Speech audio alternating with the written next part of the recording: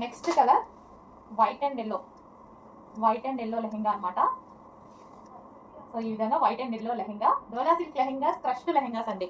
And దీనికి వచ్చేసి దుపట్టా, ఇది వచ్చేసి మనకి దుపట్టా. సో ఇది వచ్చేసి మనకి దుపట్టా ఉంటుంది. And white and yellow lehenga. And next colour white and pink, white and magenta pink.